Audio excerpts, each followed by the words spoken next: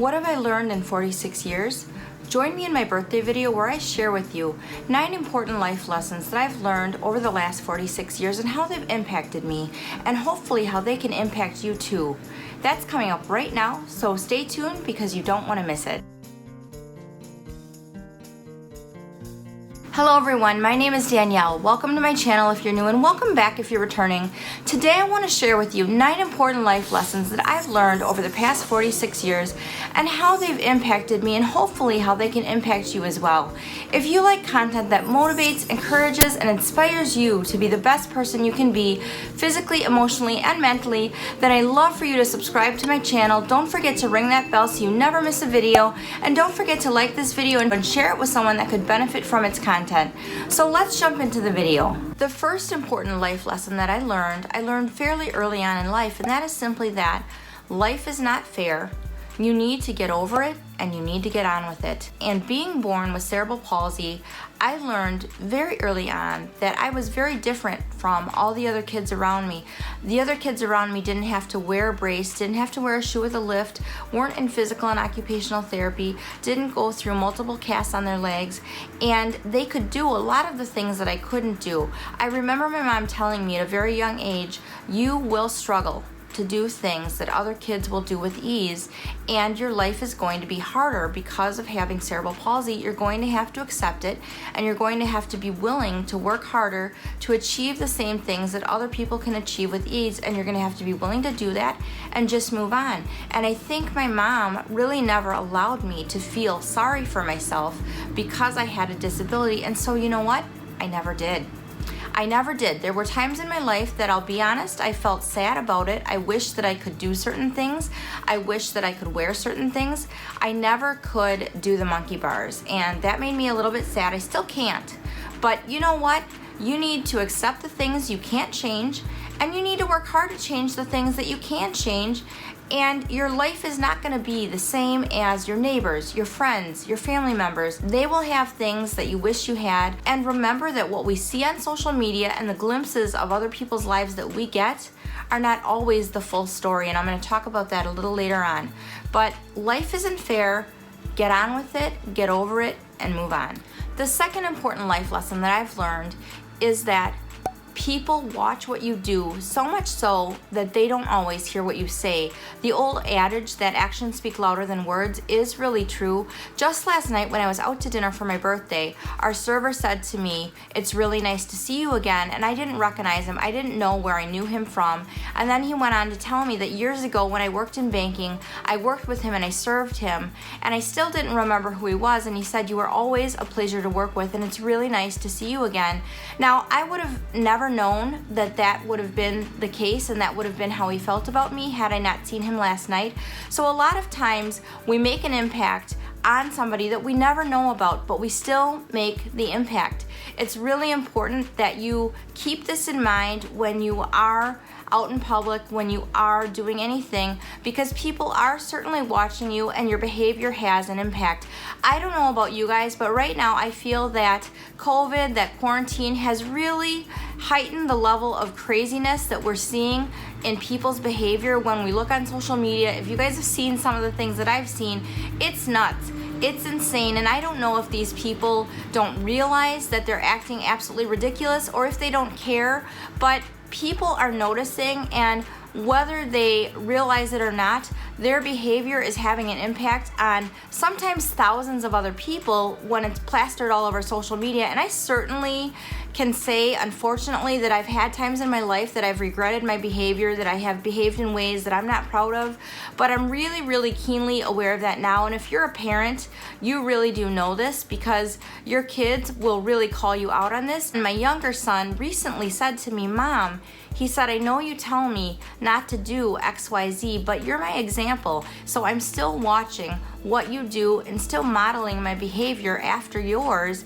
He just turned 13, so he definitely knows what I expect of him and how I want him to behave, but that is still true, and it is still right for him to hold me to that standard as his mom.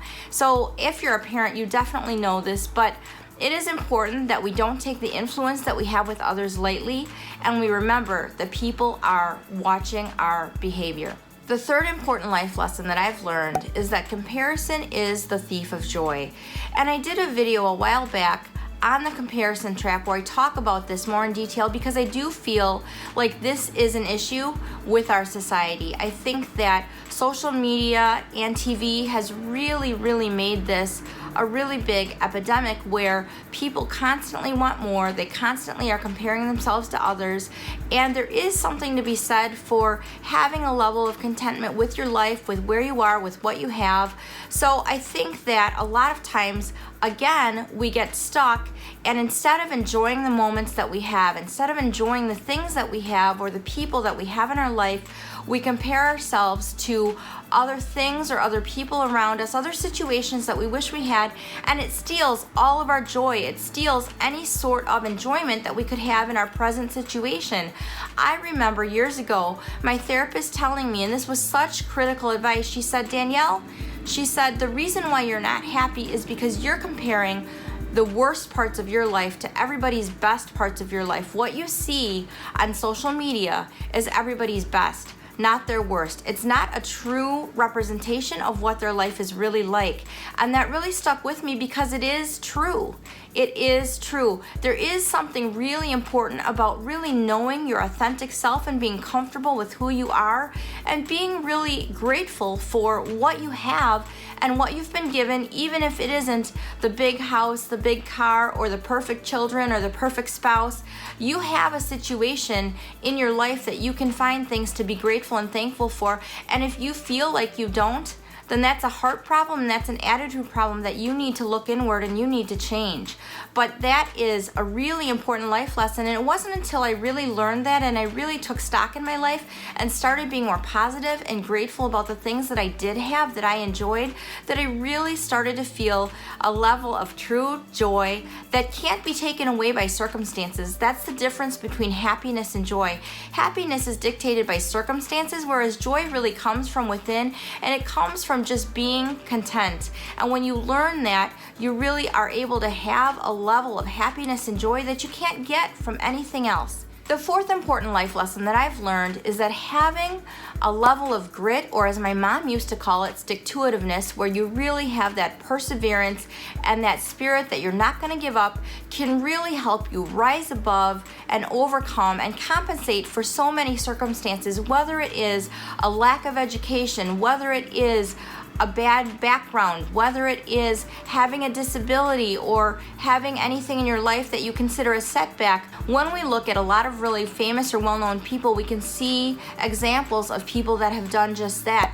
Oprah Winfrey overcame an abusive childhood and overcame growing up in poverty to become one of the world's most influential women today. Albert Einstein didn't speak for the first 3 years of his life, but he went on to become one of the world's greatest scientists that we know. Jim Carrey had to drop out of school when he was only 15 to help support his family as he watched his middle-class family go from middle class to poor, and his family eventually ended up living in their van, but Jim Carrey still never gave up on his dream to become a comedian, and we all know that he's well accomplished that dream today. When you really understand that you can persevere, that you can overcome, that you can have that level of grit, and I really think that that level of grit is something that is known to be such an important characteristic of all successful people.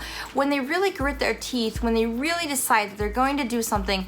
If you think about a pit bull, now this isn't a really positive example because in this particular example, this doesn't feel good, but when a pit bull really gets locked in on something and they sink their teeth and you can't get them to let go. And that's the same thing that I'm talking about here.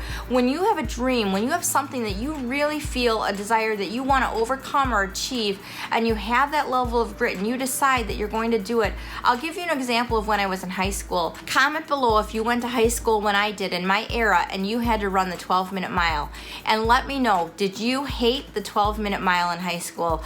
I hated it. Oh, it was awful. And I remember my gym teacher telling me, Danielle, you don't have to run the 12-minute mile, you're exempt. Because I had cerebral palsy and running was really an issue for me. Now, in high school, I ran the 12-minute mile. I didn't finish in 12 minutes, but I ran it because I wanted to be normal. I wanted to be just like my classmates. And I later went on in my life to be able to run a mile in less than 12 minutes. But I remember in high school just gritting my teeth and doing it anyway because I didn't want to be singled out and I didn't want to be different, but realizing back then, as much as I hated doing it at the time, that someday I was going to run a mile in 12 minutes, and I think the best time I ever had was like 9 minutes and 30 seconds, which for me was super fast. But having that level of grit and that level of perseverance, I want to encourage you, if you're not a person that's ever thought of that, or if there's something in your life that you really want to accomplish, achieve, or overcome, and it seems almost insurmountable, grit your teeth, set some goals, and I will link my goal setting series below for you in the description box, and I will put it above right here. Set your goals and just do it. You can do it. Have that perseverance because it is such an important quality to develop personally. The fifth important thing that I've learned in my life that I consider so important is don't wait to tell people that you love them. Don't wait to tell people you care about them. You don't know what's going to happen tomorrow. And I've talked about this in my goal setting videos and some of my other videos. Years ago, I had a client that was a very close friend of mine that I trained for over 3 years. His name was Mike. And the last time that I saw him alive, we ran a duathlon together. And I remember he had always told me from the time we first started training, I'm not a runner, I'm never gonna run, I don't like running. And so having him run this duathlon with me after training him for 3 years was really like a pinnacle of, wow, this is exciting and I can't believe you're doing this. And I think that he was really excited too. And I remember running that first 2 miles with him, and I remember telling him, I'm so proud of you, Mike. I love you. I'm proud of what you've accomplished. This is so great. And you know what? Those were the last words that I spoke to him when he was alive. I had no idea that he would die during the biking portion of the duathlon, but I am so glad that I told him how I felt. I am so glad that I encouraged him because I never got another chance. You don't know what's going to come tomorrow. I think a lot of times we are kind of stingy with our emotions, or we think, I don't really have to tell them, or they know. Take it from me, your spouse, your child, your friend. They might not know. You think they know that you love them, but they might not. You need to tell them. That close friend that you have that you don't talk to very often, but you think about them a lot, you need to reach out, you need to write them a letter, you need to write them a card, you need to drop them an email, you need to tell them how much they matter to you, because the time to tell them may never come if you don't do it right now. The sixth important life lesson that I want to share with you that I already touched on a little bit in my first point is simply that you need to change the things about your life or about yourself that you can change, and you need to not only accept the things that you can't change, but embrace them and find a way to use the things about yourself or in your life that you can't change to your advantage. And I will give you an example of myself, and what I'll say is, in my life, I've used my cerebral palsy in this way. And I think in my career, by becoming a personal trainer, I've really demonstrated this. I really feel like today I would not be as effective of a personal trainer not having cerebral palsy as I am having cerebral palsy, because it gives me a greater understanding and appreciation when people come in and they have limitations or they have setbacks or they have things that they really find challenging to deal with. It I can approach that in a different manner and a different way. And the other thing about having cerebral palsy that has really impacted me positively as a trainer is that nobody argues with me when I push them to go harder or to do more, because they know what I've accomplished and I've achieved, and they see that if I can do it, they can do it too. And so I think I've really learned to use something in my life that I can't change, not only accepting it, but using it to my advantage. And I really want to encourage you to find a way to do that, because then you not only are accepting the things you can't change, but you're really taking those things that maybe aren't positive to you, or maybe you don't really like them, and turning them into a positive thing about yourself or about your life that you really can use for your benefit. And that is something that really can be so powerful. The seventh important life lesson that I've learned is to really learn to enjoy the simple pleasures in life and enjoy the little moments that you have. You might be in a situation where you can't take a lengthy or lavish vacation, you can't buy the car you want to buy, you can't live in the home you want to live in, you can't live a big or fancy lifestyle, but there's always things that we enjoy, that we get pleasure out of. There's always moments that we have that we can look back on and really think fondly of them as moments that we really embrace. So for me in my vlog, I talked about my morning coffee being a moment that I really enjoy every morning. And that is the case. And sometimes even my ride to work, if I don't get up early enough and I have to enjoy my coffee on the way into work, just listening to a podcast or listening to the radio and drinking my coffee, that is a simple joy that I have, a simple pleasure that I have every day that I really enjoy. Just the times that I have with my kids, snuggling on the couch. I mentioned about my younger son and I, we drink coffee together, and it's just something that we enjoy, and it's a way that we bond.